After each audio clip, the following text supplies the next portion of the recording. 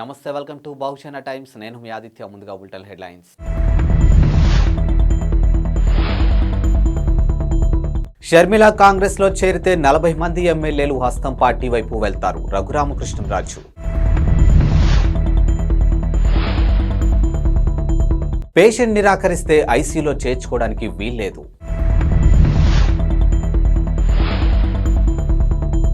Colorado సుప్రీంకోర్టులోకి తుపాకీతో చొరబడ్డ దుండగుడు.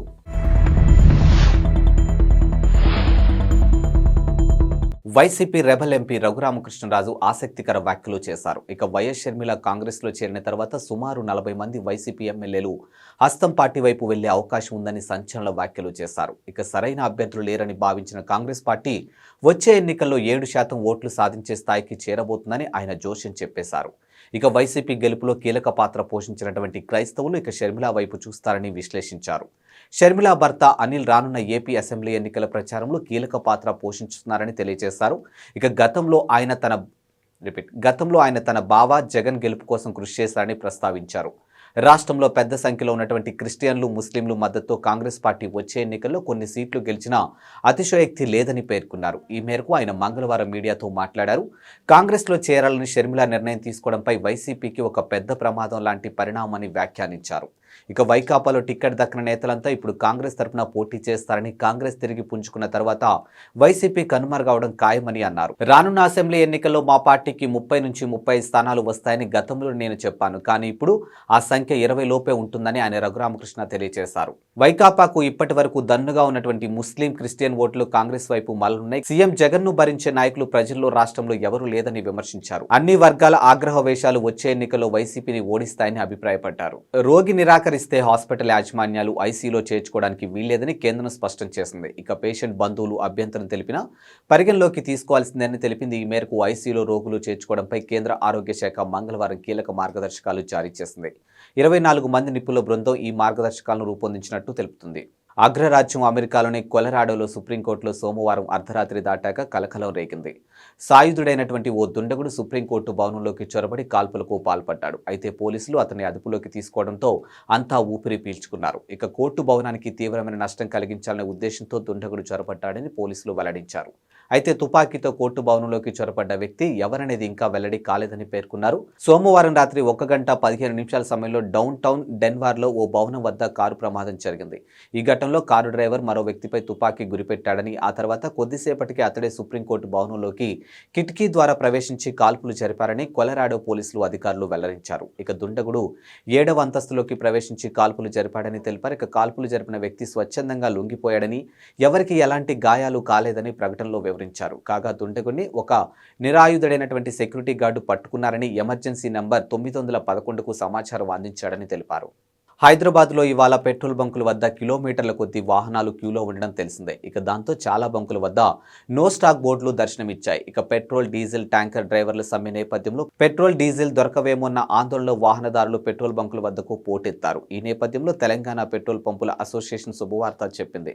జనవరి 3 నుంచి పెట్రోల్ సరఫరా యథావిధిగా కొనసాగుతుందని, ఎవరూ ఆందోళన చెందాల్సిన అవసరం లేదని తెలంగాణ పెట్రోల్ పంపుల అసోసియేషన్ అధ్యక్షుడు అమరేందర్ రెడ్డి వెల్లడించారు. ఇక పెట్రోల్ ట్యాంకర్లు డ్రైవర్లు ముందస్తు సమాచారం ఇవ్వకుండా సమ్మెకు దిగారని, దాంతో సమస్య ఉత్పన్నమవుతుందని తెలిపారు. ఇక ట్యాంకర్లు డ్రైవర్లతో మాట్లాడి సమస్యను పరిష్కరించామని పేర్కొన్నారు. పెట్రోల్, డీజిల్ కొరత ఏర్పడిందన్న వార్తలు అవాస్తవమని అమరేందర్ రెడ్డి స్పష్టం చేశారు. ఇక ప్రస్తుత పరిస్థితులను ఉపయోగించుకుని కొందరు కృత్రిమంగా పెట్రోల్ కొరతను సృష్టించే ప్రయత్నం చేస్తున్నారని, వారిపై చర్యలు తప్పువని హెచ్చరించారు. అటు కేంద్రం కొత్తగా తీసుకున్నటువంటి చట్టంలో హిట్ అండ్ రన్ క్లాజ్కు వ్యతిరేకంగా దేశంలోని పలు రాష్ట్రాల్లో ట్రక్ డ్రైవర్లు సమ్మెకు దిగారు. ఈ సమ్మెలో పెట్రోల్, డీజిల్ ట్యాంకర్ల డ్రైవర్లు కూడా ఉండడంతో పలు చోట్ల పెట్రోల్కు విపరీతమైన డిమాండ్ ఏర్పడింది. బీజేపీపై తప్పుడు ప్రచారాలు నమ్మవద్దని, విష ప్రచారం చేసేవారి సంగతి పార్టీ చూసుకుంటుందని ఆ పార్టీ జాతీయ ప్రధాన కార్యదర్శి కరీంనగర్ ఎంపీ బండి సంజయ్ అన్నారు. కరీంనగర్లో ఆయన పార్టీ నాయకులతో సమావేశం నిర్వహించారు. ఈ సందర్భంగా మాట్లాడుతూ ఎన్నికల్లో కష్టపడ్డ వారికే స్థానిక సంస్థల ఎన్నికల్లో టిక్కెట్లు ఇస్తామని స్పష్టం చేశారు. ఇక రానున్న పార్లమెంటు ఎన్నికల్లో బీజేపీని అత్యధిక మెజార్టీతో గెలిపించాలని అన్నారు. త్వరలో 20,000 మందితో క్షేత్రస్థాయిలో కార్యకర్తల సమ్మేళనం నిర్వహిస్తామని వెల్లడించారు. ఇక బీఆర్ఎస్ ను కుకటి వేలతో పెకిలిద్దామని పిలుపునిచ్చారు. ఇక తెలంగాణ ఆర్థిక పరిస్థితి బాగా లేదని అన్నారు. ఇక ఉద్యోగులకు వేతనాలు కూడా డబ్బులు లేవని పేర్కొన్నారు. కాంగ్రెస్ పార్టీ ఇచ్చినటువంటి హామీలు ఏ మేరకు నెరవేరుస్తుందనేది దేవుడెరుగు అని పేర్కొన్నారు. పేర్కొన్నారు. ఇక కాంగ్రెస్ ఎన్నికల మేనిఫెస్టో అమలు చేయడం కష్టంగా కనిపిస్తుంది. అందుకే రేవంత్ రెడ్డి ముఖంలో నవ్వు కనిపించడం లేదని పేర్కొన్నారు. ఇక లోక్సభ ఎన్నికల తర్వాత కాంగ్రెస్ ప్రభుత్వం మనుగడ ఇబ్బందికరంగా మారిందని అన్నారు. ఇటీవలే 11 నియోజకవర్గాలకు ఇన్ఛార్జీలు మార్చుతూ తొలి జాబితా విడుదల చేసినటువంటి వైసీపీ అధినాయకత్వం తాజాగా మరికొన్ని అసెంబ్లీ లోక్సభ స్థానాల ఇన్ఛార్జి నియామకాలకు సంబంధించిన రెండో జాబితాను విడుదల చేసింది. నేడు 27 మందితో విడుదలైనటువంటి జాబితా చూస్తే పలువురు ఎంపీలను అసెంబ్లీ నియోజకవర్గాలకు పంపించినట్లు స్పష్టమవుతుంది. కాగా పార్టీ అధ్యక్షుడు వైఎస్ జగన్మోహన్ రెడ్డి ఆదేశాల మేరకు తాజా ఇన్ఛార్జి నియామకాలు చేపట్టినట్టు వైసీపీ కేంద్రం కార్యాలయంలో ఓ ప్రకటన వెల్లడించింది. ఇటీవలే ఇన్ఛార్జీల మార్పు అంశంతో వైసీపీలో అసంతృప్తులు చెలరేగాయి. ఇక తాజా జాబితా నేపథ్యంలో వైసీపీ నేతల స్పందనలు ఎలా ఉంటాయనేది ఆసక్తికరంగానూ మారింది. నేటికి రెండో జాబితా పరిశీలిస్తే మాజీ మంత్రి శంకర్ నారాయణ ఈసారి అనంతపురం ఎంపీ స్థానం ఇన్ఛార్జిగా నియమితులయ్యారు. ఇక హిందూపురం ఎంపీ స్థానం నుంచి గోరంట్ల మాధవ్కు బదులు ఇవాళే పార్టీలో చేరిన జె శాంతాకు అవకాశం ఇచ్చారు. అరకు ఎంపీ స్థానం ఇన్ఛార్జిగా కొండగుల్లి భాగ్యలక్ష్మికి నియమితులయ్యారు. అరకు సిట్టింగ్ ఎంపీ గొండేటి మాధవి ఈసారి అరకు ఎంపీ స్థానం నుంచి ఎమ్మెల్యేగా పోటీ చేయనున్నారు. వైఎస్ఆర్టీపీ అధినేత్రి వైఎస్ షర్మిల ఇంట త్వరలో శుభకార్యం జరగనుంది. ఇక షర్మిల బ్రదర్ అనిల్ కుమార్ దంపతుల కుమారుడు రాజారెడ్డి ఓ ఇంటివాడు కాబోతున్నాడు. రాజారెడ్డి పెళ్లి ఫిబ్రవరి 17న అట్లూరి ప్రియాతో జరగనుంది. ఈ నేపథ్యంలో షర్మిల నేటి సాయంత్రం తనయుడు రాజారెడ్డి కాబోయే కోడలు అట్లూరి ప్రియాతో కలిసి ఇడుపులపాయ చేరుకున్నారు. అక్కడ తండ్రి వైఎస్ రాజశేఖర రెడ్డి సమాధిని సందర్శించారు. ఇక తనయుడి పెళ్లి పత్రికను తండ్రి సమాధి వద్ద ఉంచిన షర్మిల ఆశీస్సులు అందుకున్నారు. ఈ సందర్భంగా వారితో వైఎస్ విజయమ్మ కూడా ఉన్నారు.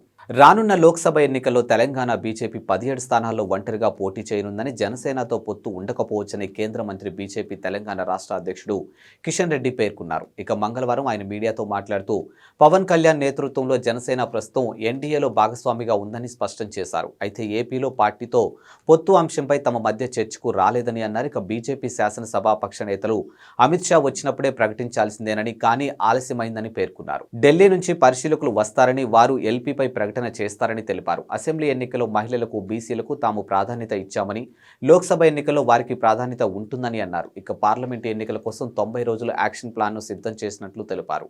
ఫిబ్రవరి చివరి వారం లేదా మార్చి మొదటి వారంలో ఎన్నికల షెడ్యూల్ రావచ్చని అభిప్రాయపడ్డారు. మెట్రో రైల్ రెండో దశ ప్రతిపాదనలపై డీపీఆర్ ట్రాఫిక్ స్టడీస్ త్వరగా పూర్తి చేయాలని ముఖ్యమంత్రి రేవంత్ రెడ్డి మంగళవారం అధికారులను ఆదేశించారు. హైదరాబాద్ మెట్రో లైన్ పొడిగింపు ప్రస్తుతం పరిస్థితులపై అధికారులతో ముఖ్యమంత్రి మధ్యాహ్నం సమీక్ష నిర్వహించిన విషయం తెలిసిందే. ఈ సందర్భంగా మెట్రో రైలు కొత్త మార్గాలకు డీపీఆర్ఎస్ సిద్ధం చేయాలని అధికారులను ఆదేశించారు. ఇక రాయదుర్గం విమానాశ్రయం మెట్రో ప్రతిపాదనను పెండింగ్లో పెట్టాలని సూచించారు. ఇక ప్రస్తుతం ఉన్న మార్గాలు, కొత్త ప్రణాళికల గురించి అధికారులను అడిగి తెలుసుకున్నారు. ఇక వీటిలో LB Nagar, Hayath Nagar, Miyapur, Patancheru, Rayadurgam, financial district, MGBS airport మార్గాల్లో ప్రతిపాదనలు సిద్ధం చేయాలని అన్నారు. ఇక పాత బస్తీలో మెట్రో రైల్ అంశంపై అక్కడి ప్రజాప్రతినిధులు చర్చించాలని అధికారులకు సూచించారు. మతపరమైన, చారిత్రక కట్టడాలపై ప్రభావం పడకుండా రోడ్డు విస్తరణ కార్యక్రమాలు చేపట్టాలని అన్నారు. సంక్రాంతి పండుగ సందర్భంగా దక్షిణ మధ్య రైల్వే శుభవార్త చెప్పింది. ఇక రద్దీని దృష్టిలో పెట్టుకుని 32 ప్రత్యేక రైళ్లను నడిపినట్లు తెలిపింది. ఇక జనవరి 7వ తేదీ నుంచి జనవరి 27వ తేదీ వరకు వివిధ తేదీల్లో వివిధ ప్రాంతాల నుంచి రైళ్ల రాకపోకలు ఉండనున్నాయి. ఇక first AC, second AC, third ఏసీతో పాటు స్లీపర్, జనరల్ బోగీలు ఉంటాయని దక్షిణ మధ్య రైల్వే ప్రకటించింది. ప్రత్యేక రైళ్లు ఇవి Secunderabad, Brahmapur, Vikarabad, Visakhapatnam, Kurnool, Srikakulam, Vikarabad, Secunderabad, Tirupati, Secunderabad to Kakinada town, Secunderabad to Narsapur మార్గాల్లో రైళ్లు నడవనున్నాయి. ఇవి ఇవాల్టి బులెటిన్ అప్డేట్స్. మరో బులెటిన్తో మళ్ళీ కలుద్దాం. అంతవరకు సెలవు, నమస్కారం.